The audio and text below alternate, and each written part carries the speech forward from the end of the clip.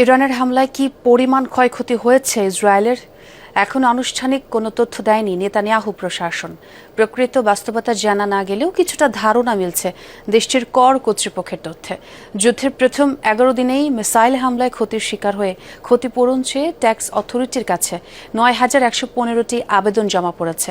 অর্থাৎ এই হিসেবে গড়ে প্রতিদিন ক্ষয়ক্ষতির জন্য ইন্স্যুরেন্স দাবি করেছে ৮২৮ জন ইসরায়েলি। নির্মাণ কাজেও আমি বেছে নেই CSRM TMT 500W, committed for better still। চলমান যুদ্ধে শুধু ইসরায়েলি ভূখণ্ড লক্ষ্য করেই প্রায় ৬০০ মিসাইল ড্রোন ছুড়েছে ইরান, যার মধ্যে অনেকগুলোই সরাসরি আঘাত হেনেছে লক্ষ্যবস্তুতে। ইরানের হামলায় ইসরায়েলের বহু স্থাপনা ধ্বংসস্তূপে পরিণত হওয়ার তথ্য উঠে এসেছে দেশটির বিভিন্ন সংবাদ মাধ্যমে।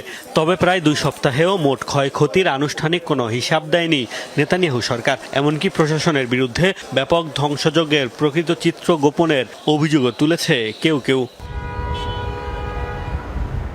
ক্ষয়ক্ষতির মোট তথ্য না মিললেও কিছুটা ধারণা পাওয়া যাচ্ছে দেশটির ট্যাক্স অথরিটির হিসাবে। যুদ্ধে প্রথম 11 দিনেই মিসাইল হামলায় ক্ষতিগ্রস্ত হয়ে ইন্স্যুরেন্সের আবেদন করেছেন ৯,১১৫ জন। গড়ে প্রতিদিন জমা পড়েছে ৮২৮টি আবেদন। এর মধ্যে ৬,৫৮৬ জনের ভবন শিকার হয়েছে হামলার, ১,৪৮৫ জনের যানবাহন আর ১,০৪৪ জনের আসবাব ও যন্ত্রপাতি ক্ষতিগ্রস্ত হয়েছে।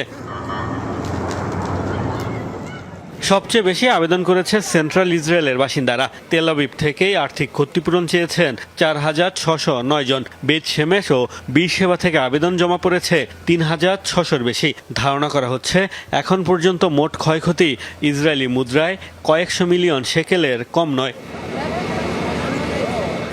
এর আগে ইরানের সাথে গত জুনে হওয়া যুদ্ধে ৫৩,৪০৯ জন ক্ষতিপূরণ চেয়ে আবেদন করেছিলেন।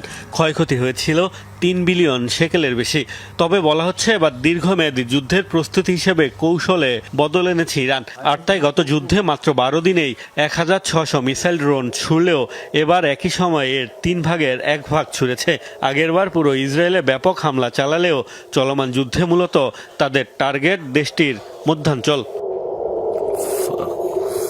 মোস্তফা মাহমুদ, যমুনা নিউজ।